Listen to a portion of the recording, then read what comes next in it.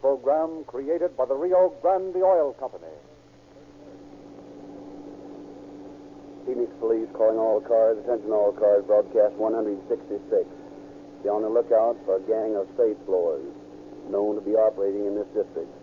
Pick up any suspicious characters seen loitering near large stores. That's all.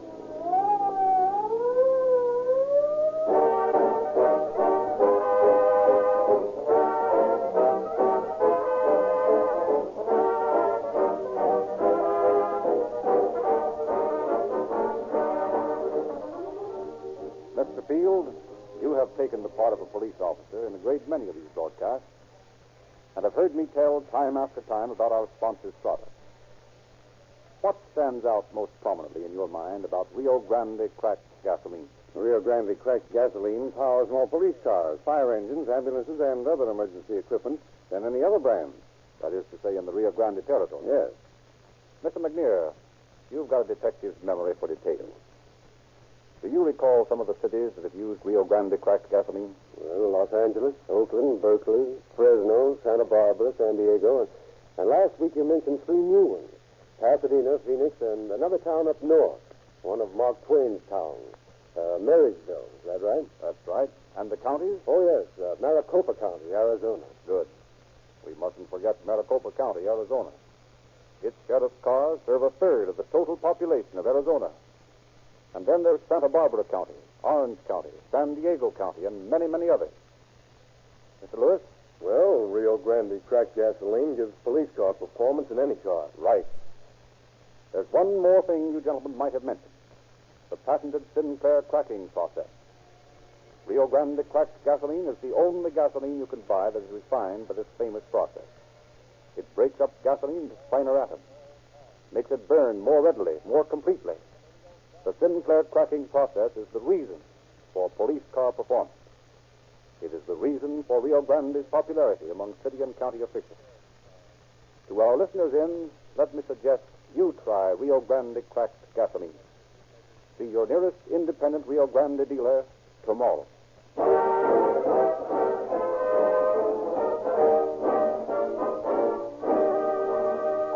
Tonight we take pleasure in presenting Captain John J. McGrath, Chief of Detectives of the Phoenix Police Department.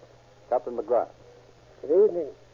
Tonight's dramatization of calling all cars is a very good illustration of the reasons why 3-time loser law was put into effect.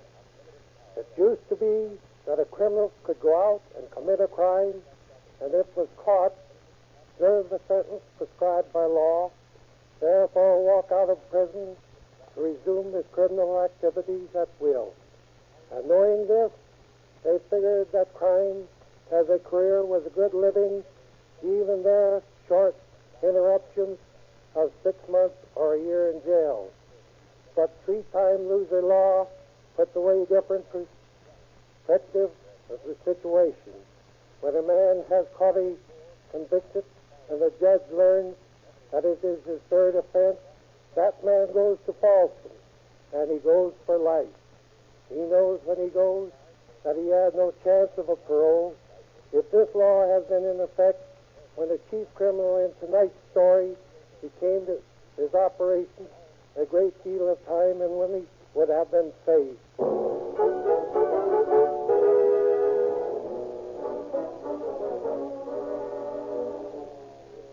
Wanted for burglary by Bakersfield, Sutter County, Shasta County, San Joaquin County, and Utah Police. Committed and released from state penitentiaries in Omaha and Milwaukee, from Folsom and McNeil's Island for robbery and receiving stolen property. Returned to McNeil's Island in 1920 for post office robberies at Anderson and Ripon, California. Released in 1923 and 3 months later sent to Utah State Penitentiary for receiving stolen property. Such is the record of 31-year-old one-eyed John Sagatti, when in the spring of 1927 he dropped off a freight train to find himself in Glendale, Arizona. Badly in need of some food after the long, cold boxcar journey, his first stop is a small, greasy spoon restaurant. Ham and eggs, a pair. Straight up on the eggs, stir the ham through a warm kitchen. Yes, sir. What'll it be? Cup of coffee to start with. 1 cup of Java. Coming up. Hey, Eddie, how about a little right with you.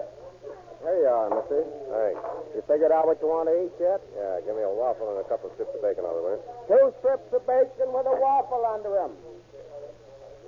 Make that bacon crisp, will you? Burn the pig. That all you want? Yeah. Okay. Hello, fella. Why don't you come in?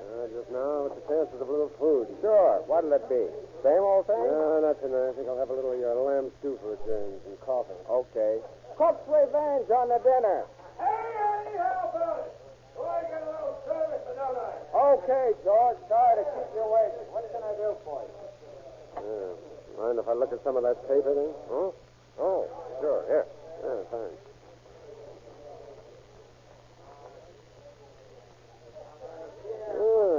They're making it hot for the bootleggers around here. There's a couple of fellas got a year apiece today. Well, for bootlegging? Yeah. Boy, can you imagine spending a year in jail for something like that? Anybody that's dumb enough to turn to bootlegging ought to be sent up. What do you mean? There's no big dough in that racket. Oh, I don't know about that. Seems to me there's plenty. No real dough. I don't know what you call real dough, but I'd like to have what some of the big ones have made this last couple of years. I can make more than those guys ever saw in 6 months. And I don't have to peddle liquor to do it. How? That's my business. Oh, sure. That doesn't mean to get personal. That's all right. Just forget it. Here you are. Waffle and bacon with a bacon crisp. How's my stew coming? Oh, yeah. I'll look into that. I'll have it here in a second. What does the guy do around here for excitement? Oh, a little everything. Mostly play pool down at the pool hall. Pool, huh? I haven't shot any pool for a long time. Well, I'm going down there tonight as soon as I finish eating. Why don't you drop in for a game? Oh, that is, if you want to. Yeah, I might do it at that. Yeah, if you want to, you can go down with me. I'll be through here about the same time you are. Okay. Sounds swell. I don't know nobody here in town. Just got in. I kind of go for a good game of rotation. Oh, fine. Good enough. As soon as we get through, we'll go over there. Ah, here you are. Cook's Revenge. Right out of the family stew bowl. Cooked to perfection and a whole lot of things I can't think of right now.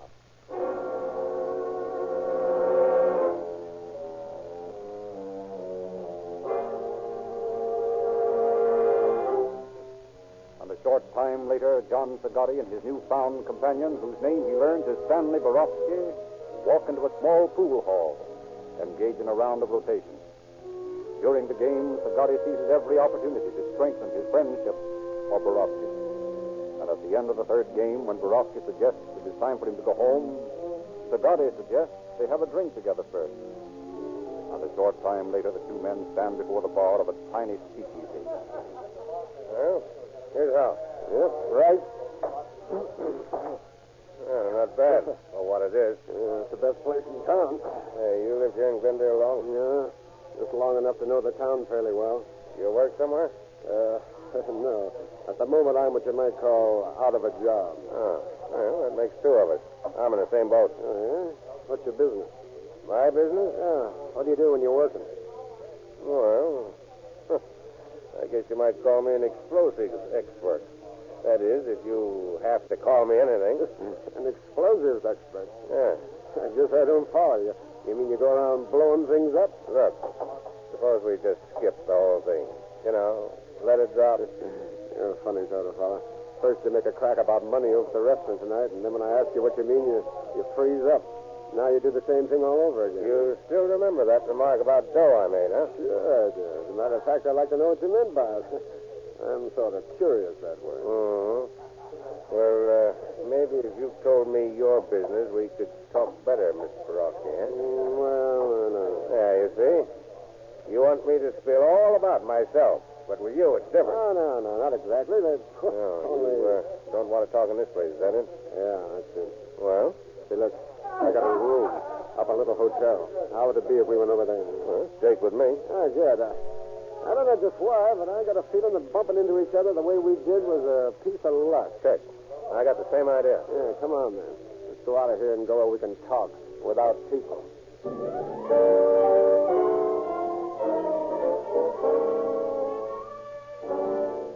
And a few minutes later in his hotel room, Stanley Borowski, 29-year-old Russian, listens with growing amazement as Sagatti unfolds his ideas on how to make big money without having to sell liquor. It's as simple as that. All you got to do is be careful and take your time planning the job. Then, when you're all set, Walk in and crack it. Yeah, but isn't cracking a safe a pretty hard thing to do? I tell you, I can blow the door off one of them, and it won't even bust anything. Just open the door, and that's all. Yeah, sounds easy, but I don't know. Never heard of anything like it before. Yeah, that's because you're green. I'm telling you, there's no one in the country that knows more about soup and how to use it than me, Johnny Sagatti. You know, it's funny how I just figured you out tonight. All of a sudden, I knew we were going to get together. It was, well, just like that. Yeah? Only we're not together yet. How do I know you'll go through with a job with me, huh? I don't know anything about you. Listen, don't worry about me. I won't let you down. I'm not quite as green as you think. You ever been in jail? No. Well, that helps. No busybody coppers liable to spot you then. Sure, and I'm willing to take orders, too, up to a point. I don't know why, but I think you're all right. Suppose we get some sleep, and tomorrow we'll talk some more about it, huh? I got an idea that maybe you and me can make a nice bit of dough. But first, I gotta be sure. About you, I mean.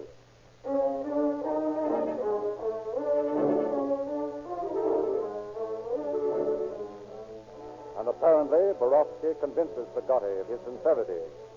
For a month later, in a small shack on the outskirts of Phoenix, Arizona. Now, here's the gag. I've got a joint spotted that looks right, but we've got a little bit of casing to do on it before we crack it. Okay. Where is it? On the corner of 10th and McDowell. That's pay and take it store. They do good business. Unless I'm plenty wrong, there's a nice wad in that safe all the time. Yeah, but how are we going to get in? Well, I got that all figured. It's a cinch. The only thing we've got to watch out for are those merchant patrol guys. That's the first thing you got to do. Hang around until you find out how many of them there are and when they make their rounds. And how do I do that? By using your eyes. Nobody's going to notice you if you're careful. And if they do, what do you think I got those deputy sheriff's badges for, huh? All you got to do is flash your buzzer and say you're looking for someone. Okay. I'll go over to town first thing in the morning. That's the idea. While you're doing that, I'm going to see where I can get a little nitro and some fuse. That's all we need, the way I do things. Safe full of dough, little soup. My experience, and we'll be sitting pretty.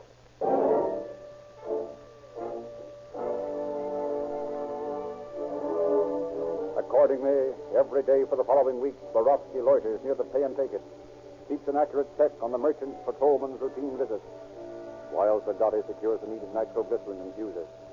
And at last, at 3 a.m., June 23rd, a large truck rolls to a stop in front of the store. Two men climb out, walk to the front door.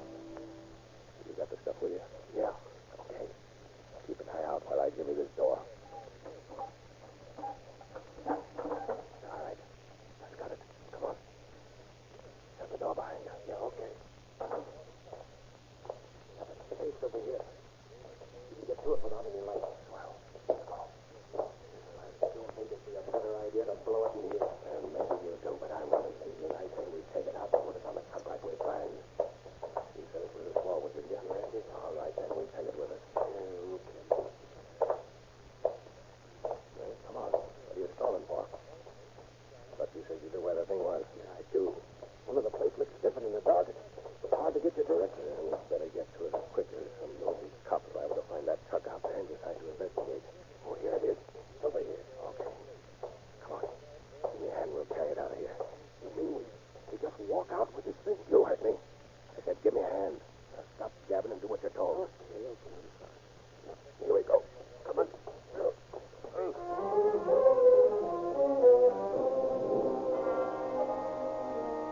And carry it out they do, right out the front door to the waiting truck. Then, with their prize loaded on the back, they drive out to an isolated spot on the banks of the Grand Canal. And there, Borowski gets his first instructions on safe blowing. The first thing to do is to take this soap and seal the space around the door. Like this, eh? Yeah. Are you sure we'll blow it, huh? I told you I know what I'm doing. Now watch it. That's got it. Hey, will you look at that? Why, it just opened the door as pretty as anything. Didn't even make a noise. Only amateurs make noise on a safe job. Come on, grab some of this dough and stuff it in that bag there. Yeah, how about the checks? You're going to take them? Nah, checks ain't no good. Trace you from a check. Leave 'em alone. Okay. Okay, I got all the money there is in there. Yeah, then there's nothing stopping us. Come on, let's go.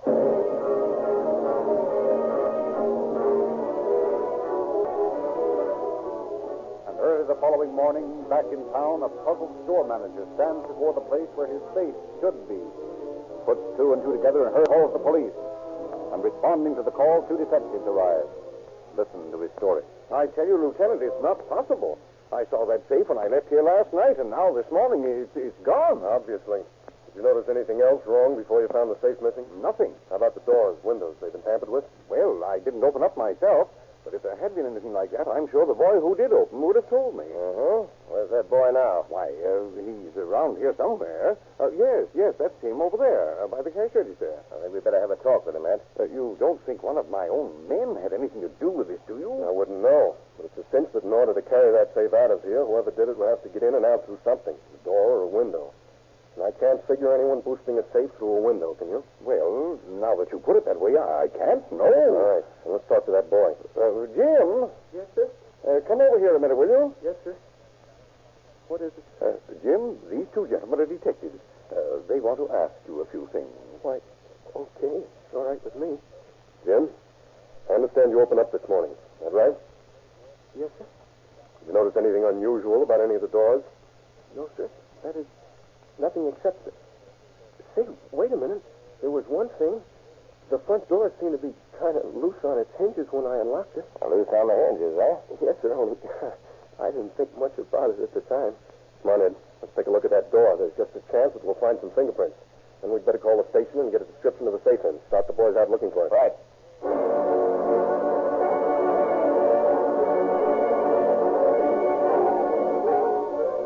So the Phoenix police start the job of locating one missing safe. Hope to find some clue as to the identity of the burglars. And 2 hours after a description of the safe is phoned to headquarters, the phone in the burglary detail comes to life. Burglary detail, Wade speaking. Wade, this is Norris. I think we found the missing safe. Is that right? Where? Out near the old schoolhouse. Good enough. One of the neatest jobs in safe blowing I've ever seen. The door is blown up and the money's gone, but it's hardly hurt the safe with that. All right, Norris. You stay there and we'll get out as fast as possible. Don't let anyone touch it. Might get some fingerprints. Okay, Virginia.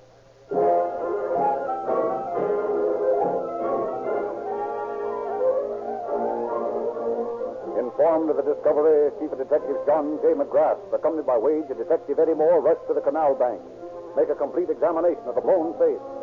But after a minute inspection, they find that there are no fingerprints, no clues of any sort that might self-identify the criminal. The only thing they do agree upon is that this is the work of an expert. Accordingly, returning to headquarters, McGrath notifies all patrolmen to keep a sharp lookout for the suspicious characters, gives orders to his men to round up all known petty racketeers in the city, try to learn if any newcomers are in town. But after 2 weeks of extensive investigation, the police find themselves with nothing to go on. No lead at all to the criminal. It is 2:30 in the morning, July 20th, 1 month after the pay and take it robbery. In a small office located in the Sun Mercantile Company at 616 South 7th Avenue, two men converse in low tones. Listen to the high whine of an electric drill. How is it? All right. Be through in a second. You got the crack soaked? Yeah, off at the top where you're working. Okay. You know, I got to laugh when I think how we fooled the cops in this town. That crack in the papers last week about the pay and take a job haven't been done by a gang of Eastern safe blowers.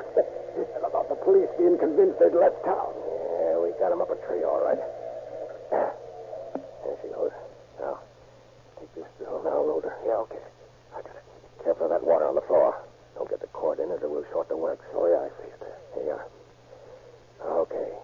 Now we pour in a little like this. Not too much. Just right about it. It's primed. You got the fuse? Yeah, try it. Oh, what's the matter? Oh, I dropped it in that puddle of water there. Well, that's swell. It's the only piece we've got with it. Well, I couldn't help it. It just dropped. All right, there's no use crying about it now. We'll just have to go and get some more. That's taking an awful chance. Sure, but what else can we do? You can't blow a safe without a fuse. Okay, don't get hot about it. I'm not getting hot. Come on, let's stop gabbing and get back to Maud's.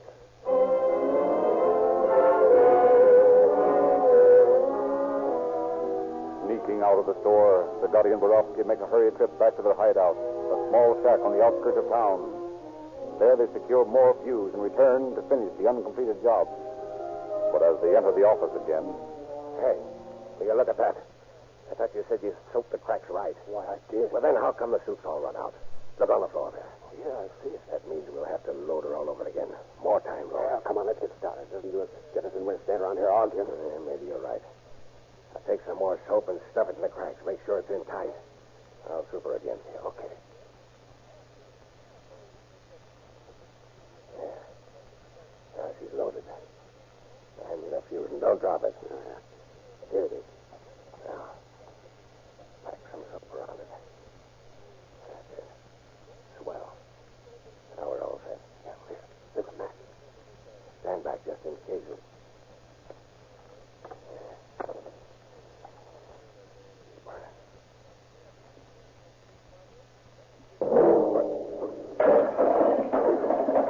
I don't know. But the loads are too much. Blew the door clear through the skylight. We better get out of here. Yeah, grab all the dough you can and let's get and move on. That crash will bring every cop in town on the run inside of 5 minutes. I've got all I can stuff in my pocket. Okay, come on, let's go.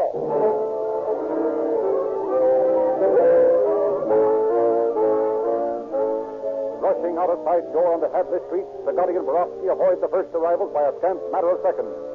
Down to the Santa Fe train yards they run, where they bury the money, as well as the deputy sheriff's badges and their guns. Then from there, they detour around the center of town and at last reach their hideout. Apparently, despite the slip-up, the job has turned out all right. But 2 days later, in Chief McGrath's office... Now, listen, boys.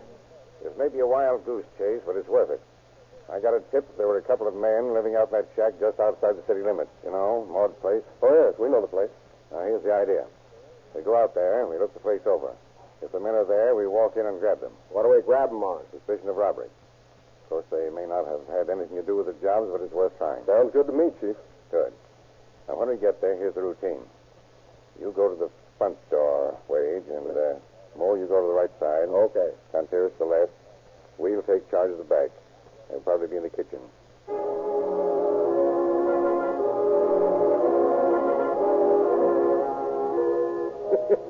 You should have seen that safe door fly through the air, Marty. It was terrific. Nah, you boys are going to get into trouble someday. You're too smart for your own good. That's a hot one, eh, Johnny? Marty here's got to tell us how to do a job. Yeah. Well, the cops in this place don't even know we exist. Yeah. By this time, they'll be talking about Eastern gangsters and a lot of hooey like that. I tell you, we got things down pat. Sure. Until they put you away for a while. They ain't going to put this boy away for any while. Because I'd let him have it before I got to go with him. What do you think of that, huh? I think you're talking big. Yeah?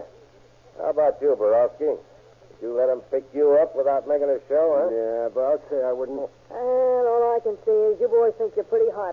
But I've seen hotlings before. I know what I'm talking about. Yeah? And you guys are real... What's that? I didn't hold it. All right. You so long. Stay where you are. Get your hands up. I will. Johnny, you'll keep both of it. Come on, boys. Twist these two. What's the idea of busting in like that? We ain't done nothing. David, any talking you want to do can be done Yeah, later. but we ain't done nothing. You boys are sure pretty sloppy cracksmen. What do you mean, sloppy? Just what I said. Clumsy, sloppy. You don't know how to super safe, right? Oh, yeah? Well, Johnny, here's the best safe crack in the country. If it hadn't been for... Shut up, you clumsy fool. Well, so we hurt the boy's feelings and he spills all over the place. Well, you can't pin anything on me for that. Maybe not. But I have an idea your pal here will talk more after he's away from you. How about it? All right. I don't know anything about it. About what? How about those jobs? About anything. I can see that. Come on, get moving. We'll make you talk more about this at the station.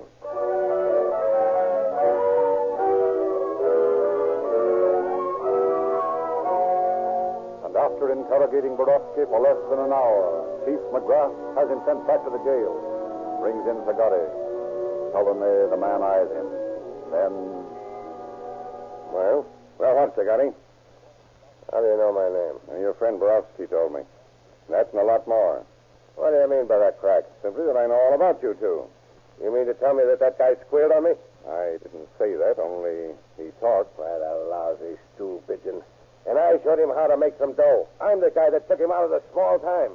So what does he do for me? He squawks his head off. And what can I do for him when I see him, huh?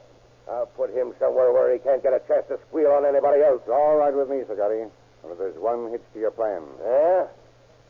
You're not going to see him because I'm sending you up for a nice long stretch for those two jobs you pulled. And if you've got any idea that you're going to get out of it, just forget it.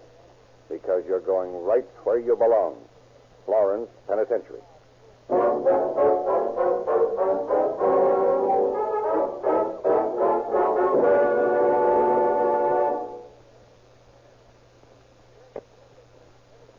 September of the same year, John Sagatti and Stanley Borowski were sentenced to from 2 to 10 years in the Florence Penitentiary. Sagatti escaped from there in 1929, but his liberty was short, and he was returned in less than a month.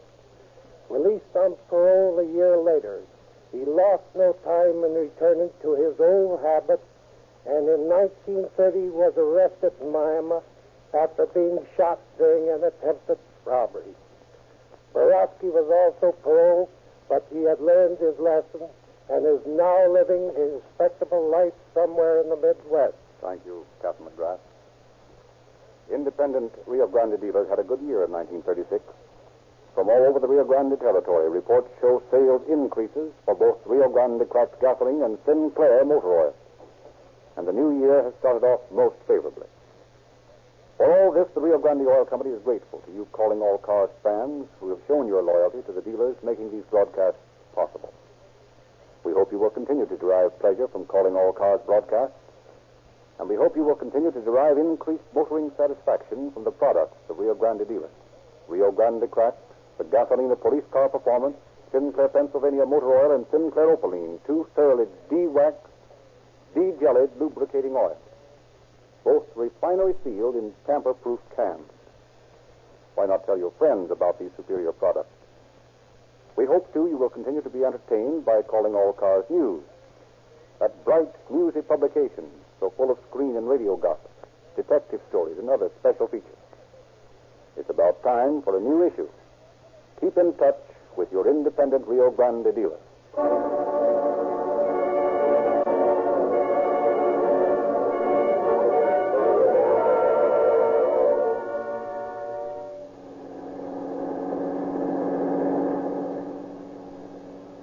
Phoenix Police calling all cars, attention all cars, a cancellation broadcast 166 regarding safe robberies.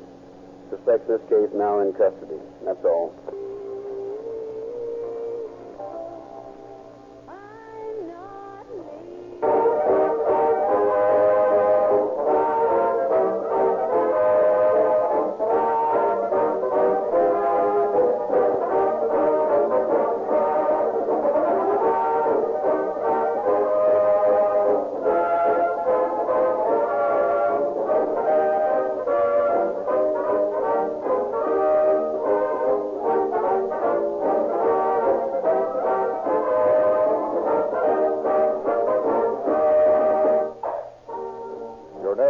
Frederick Lindsley, bidding you good night for the Rio Grande Oil Company.